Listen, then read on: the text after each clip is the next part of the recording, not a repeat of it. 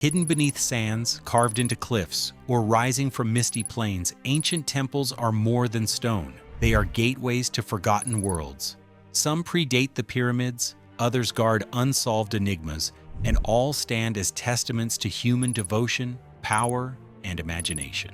From Jordan's desert wonders to Java's sacred peaks, from Malta's rocky shores to the heart of London, these temples whisper tales of gods, kings, and civilizations lost to time. Are they relics, or do they conceal truths that could rewrite history? Stay with us as we explore 15 legendary temples, and don't forget to like, share, and subscribe for more journeys into the ancient world.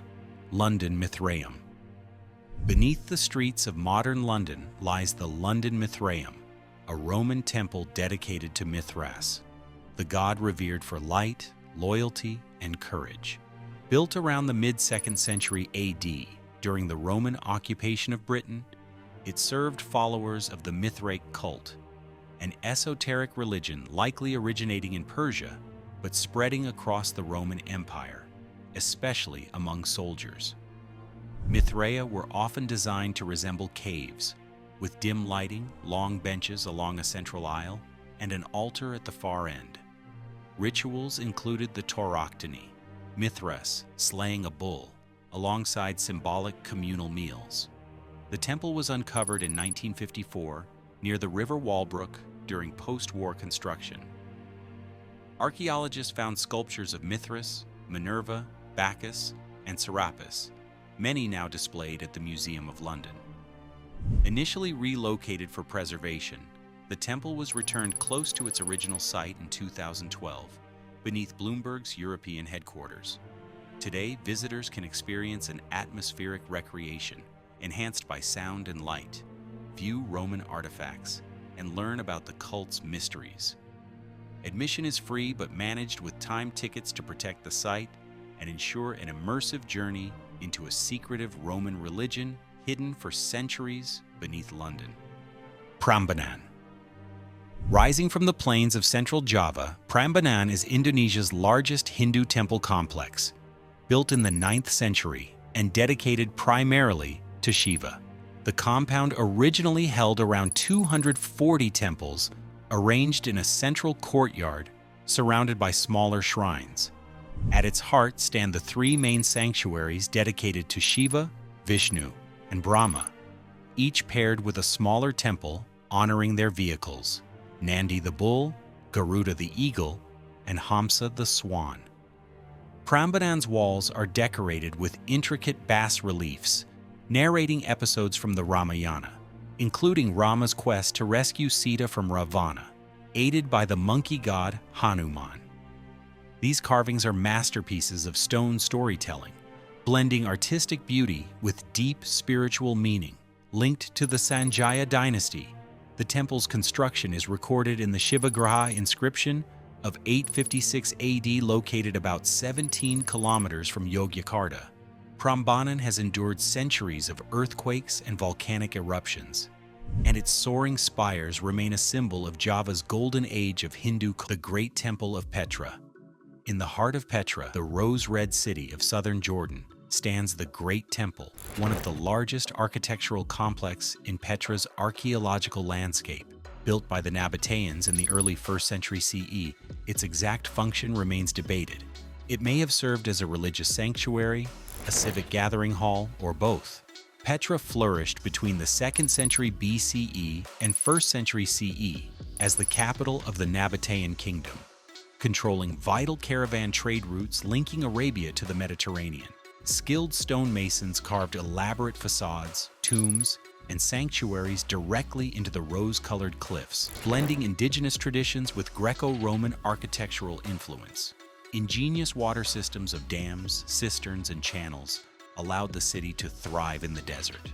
The Great Temple complex includes a monumental stairway, colonnaded courtyards, and finely worked stone capitals, reflecting the Nabateans' engineering and artistic mastery. Earthquakes and changes in trade routes led to the city's decline, and Petra was largely unknown to the Western world until 1812. Today, with only 15% of the city excavated, Petra's UNESCO-listed ruins including the Great Temple, remain a powerful testament to Nabatean ingenuity. Temple of Luxor. On the east bank of the Nile in Luxor, Egypt, the Temple of Luxor stands as one of the finest examples of ancient Egyptian architecture, dating to around 1400 BCE. Construction began under Pharaoh Amenhotep III and was later expanded by Tutankhamun, Horemheb, and Ramses II, whose colossal statues and monumental pylons dominate the entrance. Unlike many temples, Luxor was closely linked to the concept of kingship and may have served as a ceremonial venue for royal rituals, including the annual Opet festival. During this celebration, statues of the Theban triad, Amun, Mut, and Khonsu, were carried in procession along the Avenue of the Sphinxes, a grand roadway once connecting Luxor to Karnak Temple. The temple's intricate carvings depict military victories, religious ceremonies, and the divine legitimacy of pharaohs. Over the centuries, it has been adapted for various uses, becoming a Roman fortress, later housing a Christian church, and incorporating the still active mosque of Abu Haggag in the 13th century. Today, illuminated against the night sky, Luxor Temple remains a striking blend of history, architecture, and cultural continuity spanning more than 3 millennia. Mortuary Temple of Hatshepsut. Built around 1479 BC during the reign of Hatshepsut, Egypt's second female pharaoh, the Mortuary Temple of Hatshepsut honors both her legacy and Amun-Ra, the sun god. Located at Deir el-Bahari near Luxor, it is carved into towering cliffs and is considered one of ancient Egypt's greatest architectural achievements, designed by her steward architect Senenmut. The temple, known as Djeser Djeseru, Holy of Holies, has 3 terraced levels connected by ramps. The first terrace once featured gardens with exotic trees brought from the land of Punt, likely in the Horn of Africa. Its walls display vivid reliefs of trade expeditions, particularly the celebrated voyage to Punt, the earliest known pictorial record of such a journey. The second level housed chapels dedicated to Hathor and Anubis, with carvings depicting Hatshepsut's divine birth, reinforcing her claim as Amun-Ra's daughter. The third level contained grand statues and a sanctuary. Although later defaced by her successor Thutmose III, the temple's elegance endures, attracting visitors as part of Luxor's popular archaeological tours. The Temple of the Feathered Serpent. At the southern end of Teotihuacan's Avenue of the Dead in Mexico rises the Temple of the Feathered Serpent, or Quetzalcoatl. Completed in the 3rd century CE, this 6-tiered pyramid is richly decorated with hundreds of carved serpent heads representing Quetzalcoatl, the god of life and fertility, and Tlaloc, the storm god. Archaeological evidence reveals that its dedication involved the sacrificial burial of about 200 individuals, likely warriors, placed beneath and around the structure. The temple's proportions and arrangement are thought to align with the 260-day Mesoamerican ritual calendar, emphasizing its cosmic symbolism. Beneath the pyramid, a tunnel leads to chambers designed to represent the underworld. These contained liquid mercury pools, walls coated with pyrite to mimic a star-filled sky, and miniature mountain-like features, likely recreating a sacred creation landscape. During its height between 100 BCE and 600 CE, Teotihuacan was home to more than 200,000 inhabitants, making it one of the largest cities of the ancient world. Even centuries after its decline, the Aztecs revered it as the legendary birthplace of the gods and the current cosmic era, the 5th sun, Cahuachi.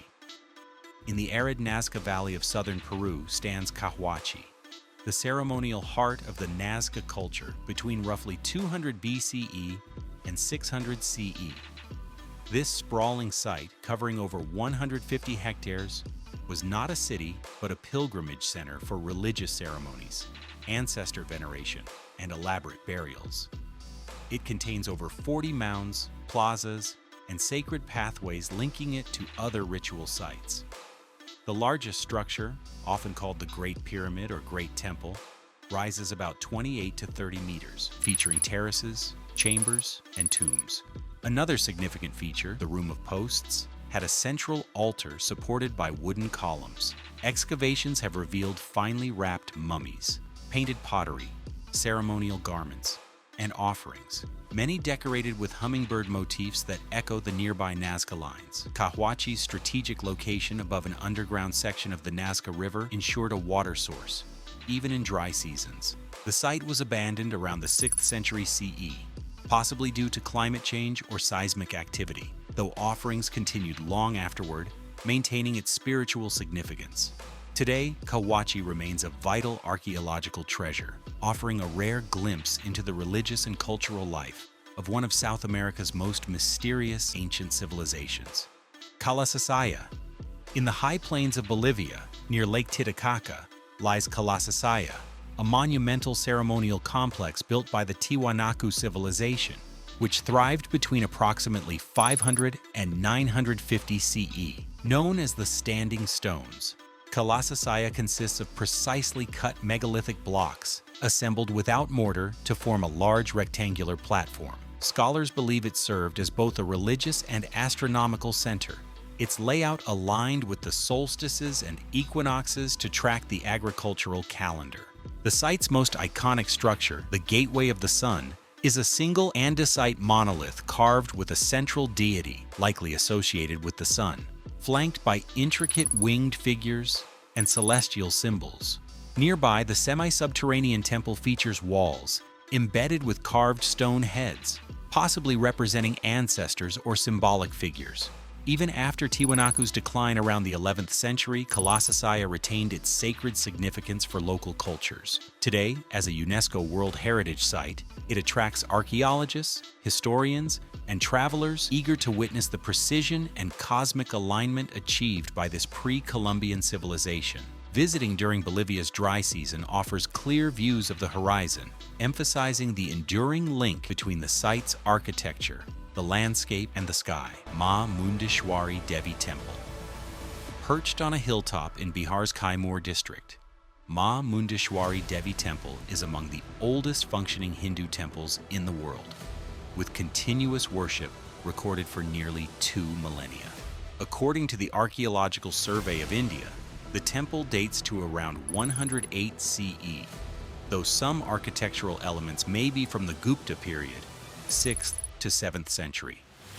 Dedicated to Lord Shiva and the goddess Mundeshwari, a form of Shakti, the temple houses a distinctive Chaturmukhalingam, 4-faced Shiva lingam, and the idol of the goddess. Architecturally, it is notable for its Nagara style and rare octagonal plan, featuring 4 entrances symbolizing openness to all devotees. Its stone walls are adorned with carvings of deities, animals, and floral patterns, reflecting early medieval craftsmanship. The temple has been under ASY protection since 1915, ensuring its preservation for future generations. Today, it remains an active pilgrimage site, drawing both worshippers and history enthusiasts. Many visitors also explore nearby Rodasgar Fort and Kaimur Wildlife Sanctuary, combining spiritual devotion with cultural discovery. Ma Mundeshwari continues to be a living testament to India's enduring religious traditions and ancient architectural ingenuity. Karnak. On the east bank of the Nile in modern-day Luxor stands Karnak, the largest ancient religious complex ever built, covering roughly 250 acres. Known to the ancient Egyptians as Epet Isut, the most selective places, it was dedicated primarily to the Theban triad of Amun, Mut, and Khonsu. Construction began in the Middle Kingdom under Senusret I and continued for over 2,000 years, reaching its height during the New Kingdom, 1550 to 1070 BCE, when Amun-Ra was Egypt's most powerful deity.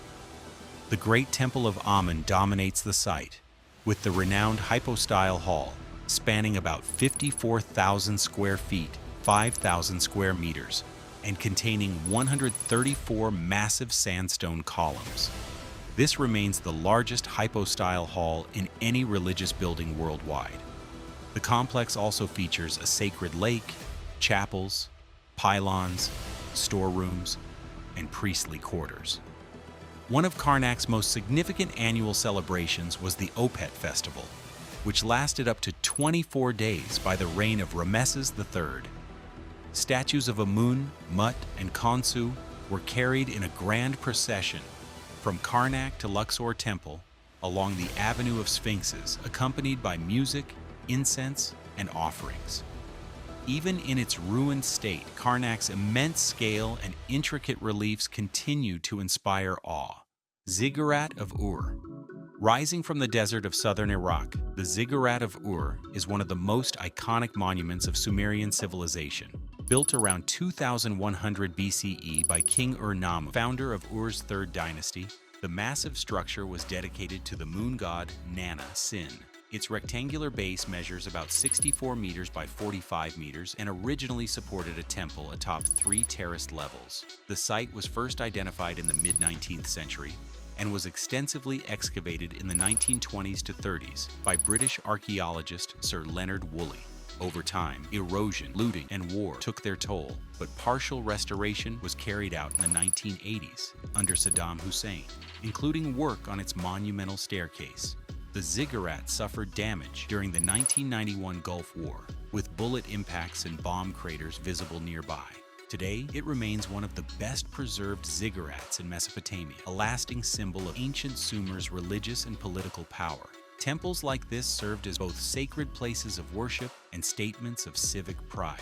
Standing near the modern city of Nasiriyah, the ziggurat continues to dominate the flat desert landscape, offering a rare connection to one of humanity's earliest urban civilizations. Hypogeum of Halsaflieni, hidden beneath Paula, Malta, the Halsaflieni. Hypogeum is a unique subterranean complex dating back over 5,000 years.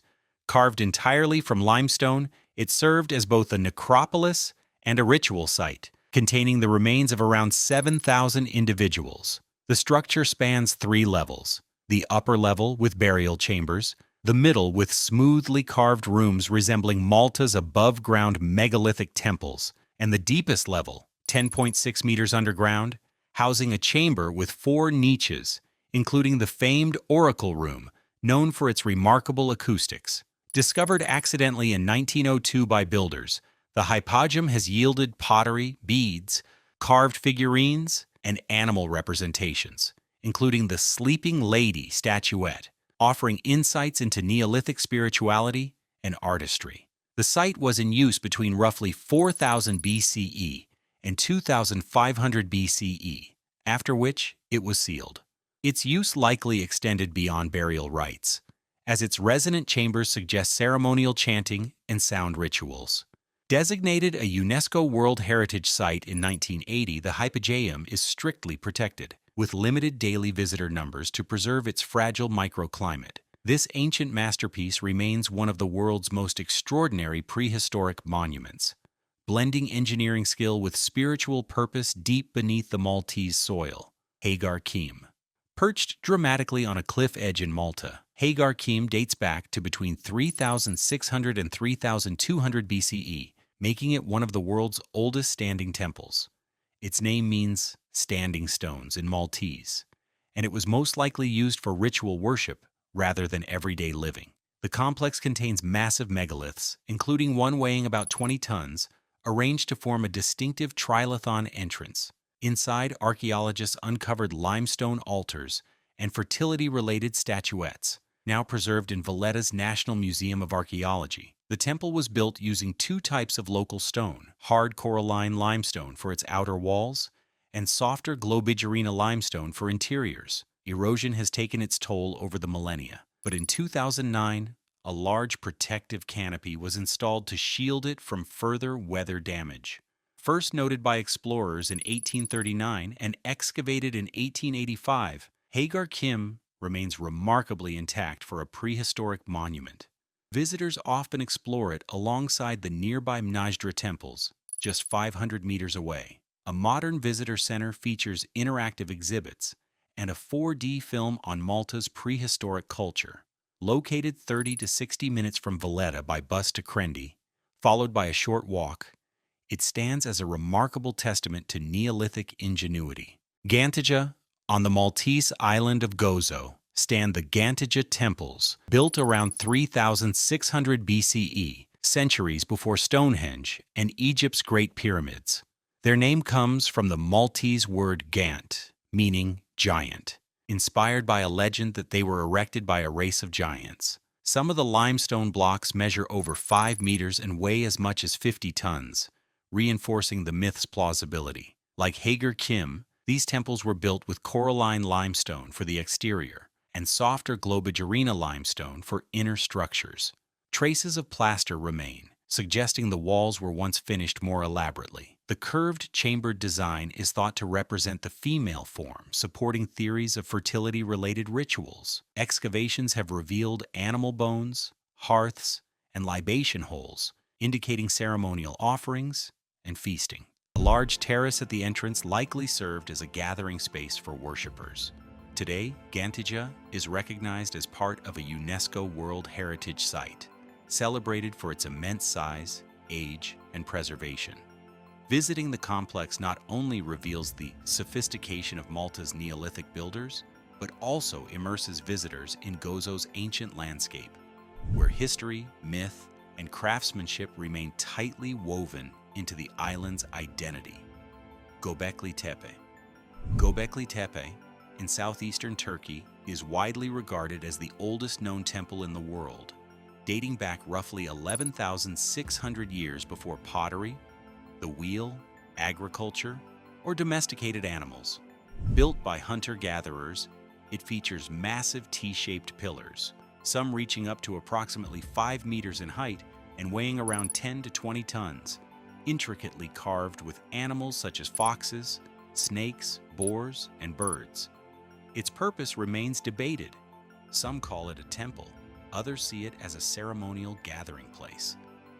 Unearthed in the late 20th century by archaeologists led by Professor Klaus Schmidt of the German Archaeological Institute, only a small portion of the site, about 5 to 10%, has been excavated.